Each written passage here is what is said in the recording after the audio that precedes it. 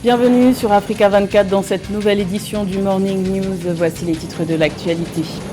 Nouvelle ouverture politique au Burundi. Après 2 mois de bras de fer, le Congrès national pour les libertés, deuxième parti le plus représenté à l'Assemblée nationale burundaise, vient d'obtenir l'autorisation officielle de former un groupe parlementaire.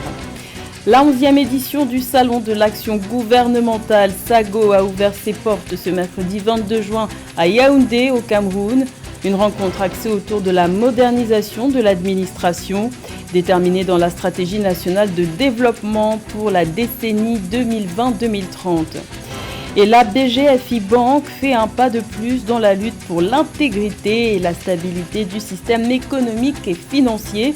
La filiale ivoirienne de ce groupe bancaire vient de recevoir la certification AML 30000, une norme internationale dédiée à la lutte contre le blanchiment d'argent. Mais tout d'abord, c'est un constat alarmant que la chef de la MINUSCA, mission de maintien de la paix de l'ONU en Centrafrique, a dressé ce mercredi 22 juin devant le Conseil de sécurité des Nations Unies. Valentine Rugwabiza a présenté son premier rapport sur la situation du pays 2 mois après sa prise de fonction à Bangui, un rapport dans lequel elle se dit inquiète de la situation sécuritaire, avec notamment la persistance des violations du cessez-le-feu par toutes les parties, mais aussi les discours violents visant les leaders politiques, des actes de nature à fragiliser le processus de réconciliation nationale et freiner les efforts entrepris, selon elle. La publication de 2 rapports d'enquête sur les violations des droits humains est prévue pour le mois de juillet. Le coup d'éclat de l'opposition a payé au Burundi. Après 2 mois de bataille, le Congrès national pour les libertés a reçu le 22 juin l'autorisation officielle de former un groupe parlementaire au sein de l'Assemblée nationale. Rappelons qu'avec ses 32 députés, le CNL est le deuxième parti le plus représenté à la Chambre basse du Parlement burundais. Plus de détails avec Nathalie Moho. C'est une victoire pour le principal parti d'opposition burundais, le Congrès national pour la liberté, le CNL, qui a reçu tard dans la nuit du 22 juin 2022 l'autorisation officielle de se constituer en groupe parlementaire au sein de l'Assemblée nationale. Une décision qui met fin à 2 mois de revendications qui s'étaient jusqu'ici heurté à un refus catégorique du président de la Chambre parlementaire, Gelas Daniel Ndabirare. Désormais, le CNL peut siéger dans des organes législatifs régionaux, l'Assemblée législative de l'Afrique de l'Est, l'EALA notamment. Pour ce qui est de l'EALA, par exemple, le traité dispose que les députés proviennent des partis qui siègent à l'Assemblée nationale, mais qui ne sont pas membres d'un exercice. Nous sommes bel et bien un groupe parlementaire, de par la Constitution et de par même le règlement intérieur. Le CNL d'Agathon Rwasa a obtenu gain de cause après un coup d'éclat inédit. Le 21 juin 2022, le parti d'opposition a boycotté la session parlementaire la plus importante de l'année, celle consacrée au vote du budget 2022-2023. D'autres partis d'opposition avaient soutenu cette initiative du CNL, dénonçant une attitude arrogante et anticonstitutionnelle du président de l'Assemblée nationale. Le président de l'Assemblée nationale devrait être le premier à faire respecter la Constitution, à faire respecter les lois, parce que ça fait partie des missions principales de l'Assemblée nationale. Et il devrait donc être le premier, donner le modèle, donner l'exemple. De plus, il devrait normalement se mettre à l'écoute non seulement des députés, mais également du peuple burundais dans son entièreté. Au Burundi, la Constitution et le règlement intérieur de l'Assemblée nationale disposent que tout parti représenté par au moins 5 députés et respectant les critères de multi-ethnicité peut former un groupe parlementaire. Le CNL, qui compte 32 députés, est le deuxième parti le plus représenté de la Chambre basse du Parlement burundais après le parti au pouvoir, le Conseil national pour la défense de la démocratie, Force de défense de la démocratie. Également dans l'actualité, en Guinée, le premier grand rassemblement de protestation sous la junte au pouvoir ne se tiendra pas ce jeudi 24 juin à Conakry. Le Front national pour la défense de la Constitution, FNDC, a annoncé le 22 juin la suspension de son appel à manifester. Le collectif dit vouloir observer une trêve d'une semaine, une décision pour donner une chance au dialogue proposé par le chef du gouvernement de transition, Mohamed Beavogui, en poste depuis octobre 2021. Ce dernier a appelé le 20 juin toutes les forces vives de la nation autour de la table du dialogue. Le coup d'envoi de la 11e édition du Salon de l'action gouvernementale SAGO a été donné ce mercredi 22 juin à Yaoundé, au Cameroun. Ce rendez-vous qui se tient jusqu'au 1er juillet est placé sous le thème « Modernisation de l'administration camerounaise » comme levier majeur d'atteinte des objectifs de la SND 30, comprenez Stratégie nationale de développement 2030, les précisions de Séverin Douqueux. Le 11e salon de l'action gouvernementale a ouvert ses portes ce 22 juin 2022 à Yaoundé au Cameroun. Le rendez-vous vitrine des actions de différents secteurs de l'administration camerounaise mise cette année sur l'incitation d'une dynamique d'action et de participation avec pour corollaire la vulgarisation et la facilitation de la stratégie nationale de développement SND 30 pour un Cameroun davantage tourné vers une logique de résultat. Le SAGO s'est donné pour objectif principal de rehausser l'action des acteurs républicains et de contribuer à inciter en chacun une dynamique citoyenne d'action et de participation parce que nous croyons en un Cameroun plus prospère, uni et solidaire. C'est pourquoi nous nous sommes engagés aux côtés du gouvernement à vulgariser et à faciliter l'appropriation de la stratégie nationale de développement SND 30. Pour les près de 200 administrations publiques et privées qui prennent part à ce salon, il s'agira de créer une symbiose entre elles et les 100 000 visiteurs environ attendus pour leur faire profiter des avancées au sein de leurs structures respectives et surtout se faire connaître et faire valoir leur savoir-faire. Le SAGO nous permet déjà de développer notre notoriété. L'Institut supérieur de management public est la direction de nos différents publics pour les accueillir, est là pour leur donner des formations de haut niveau en management public, est là pour renforcer leurs capacités dans tous les domaines pertinents du management public. Je pense à la comptabilité publique, finance publique, marketing public. Ce salon est pour nous une occasion de présenter au grand public ce que le FECOM fait et entend faire pour mettre en œuvre la mission qui lui est confiée. Ce sera l'occasion pour nous de dire un peu toutes les actions qui sont menées et également les mesures qui sont prises pour assurer une performance toujours accrue de l'organisme. Cette 11e édition, placée sous le thème « Modernisation de l'administration camerounaise » comme levier majeur d'atteinte des objectifs de la SND 30, s'étend sur 10 jours, du 22 juin au 1er juillet 2022.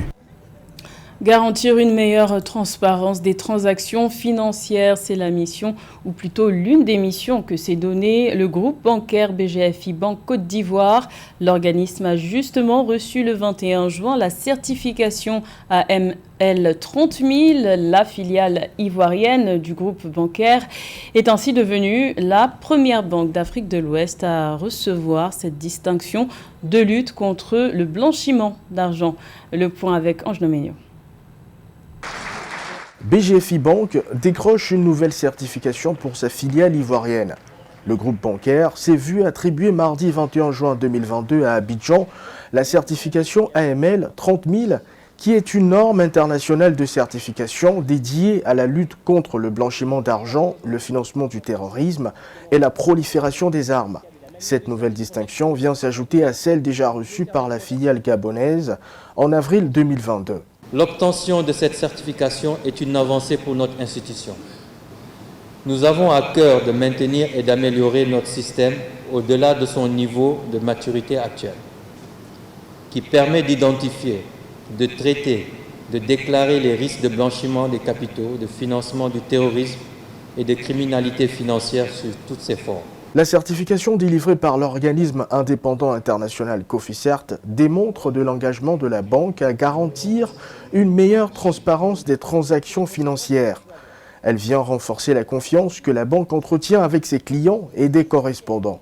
Il faut s'attendre désormais à ce que nos correspondants, que nous avons déjà, que nos clients qui sont déjà présents et clients à venir, se rendent compte qu'ils ont en face d'eux et avec eux un établissement vertueux, respectant toute la réglementation et qui donc inspire et aspire toute la confiance nécessaire devant toutes les organisations internationales. BGFI Banque Côte d'Ivoire est la première banque à recevoir cette certification en Côte d'Ivoire et la deuxième du groupe à l'avoir reçue après celle du Gabon et de la RDC. La banque est présente dans 12 pays en Afrique et en Europe. Elle occupe le statut de leader sur son marché en Afrique centrale. Djibouti veut tirer profit de l'ensoleillement dont il bénéficie toute l'année. Les autorités ont ainsi décidé d'assurer la transition énergétique nationale en se tournant vers les énergies renouvelables et plus précisément l'énergie solaire. Objectif affiché, parvenir à un mix énergétique 100% vert d'ici 2025. Les explications de Philomène Tine. Djibouti envisage de devenir le premier pays africain à l'électricité 100% verte. Le pays est doté d'un immense potentiel en énergie solaire, éolienne, hydraulique, géothermique et de biomasse. Au niveau de l'énergie solaire photovoltaïque, le potentiel solaire technique exploitable est évalué à 200 gigawattheures par jour.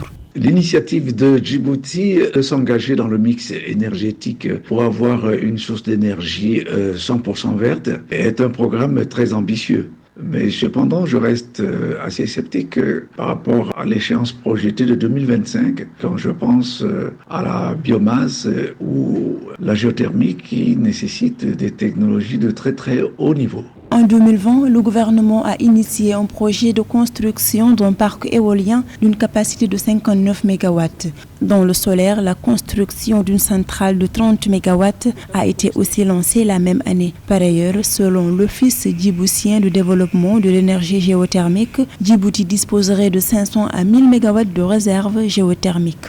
Le gouvernement de Djibouti doit s'atteler à mettre à disposition les ressources financières, mais aussi assurer le transfert des technologies, qu'il y ait une appropriation des méthodes, des procédures et des techniques pour garantir la durabilité d'un tel projet. Le gouvernement de Djibouti pourra tirer profit de ce mix énergétique en diversifiant utilement son économie et en considérant que ce mix énergétique constitue un véritable levier de création d'emplois sur toute l'étendue du territoire. L'ambition du gouvernement djiboutien est d'atteindre un mix énergétique 100% vert à l'horizon 2025. Selon l'exécutif, la consommation des ménages augmente d'environ 10% par an. À cet effet, les besoins quotidiens du pays en électricité pourraient être de 500 MW en 2025 et de 1000 MW d'ici à 2030. Après 2 éditions sous restriction, la fête de la musique qui était célébrée ce 21 juin 2022 était très attendue. Le groupe de rap mythique sénégalais Daradji Family a profité de cette occasion pour assurer une représentation à Brétigny-sur-Orge, en banlieue parisienne. Ce groupe, au texte engagé, parle de l'Afrique en s'adressant à la jeunesse. Reportage de Mustapha Kanté et Aïssatou Diamanka Besland.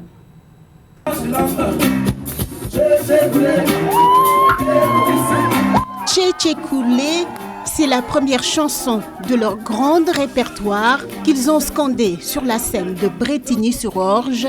Les Daradji Family ont encore montré leur talent lors de la fête de la musique devant un public venu nombreux pour les écouter.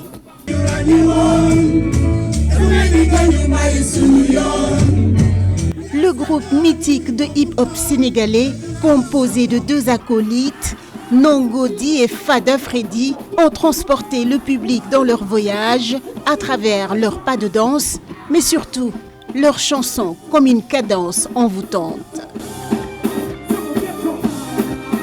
Ce n'est pas la première fois que les Daradji Family se produisent en France. Yes, on est super contents. Au-delà du fait que c'était l'occasion de fêter la musique, mais c'est aussi pour nous un moment de communion avec un public, tu vois, qui habitent dans le 91, comme on m'a dit. Et souvent, on joue plus peut-être à Paris ou dans d'autres horizons. Deux amis de longue date depuis le lycée, c'est au milieu de l'année 1990 que le groupe des Daredi Family s'est formé pour une longévité de plus de 27 ans. Un groupe dont les chansons parlent beaucoup d'Afrique. C'est qu'aujourd'hui, l'Afrique joue un dénominateur commun, non seulement des cultures, mais aussi dans la géopolitique. L'Afrique occupe une place prépondérante et très très importante. Et raison pour laquelle on était venu, pour communier et leur dire que en tant qu'Africains, on est venu pour mélanger les cœurs. De 1998 à 2020, leur production musicale a été riche de 6 albums: Daradi, Halima, Boomerang, School of Life, Foundation et enfin Yamatele. Le rendez-vous est bien sûr donné pour un prochain projet musical qui se prépare en coulisses afin de revenir en force pour leurs fans.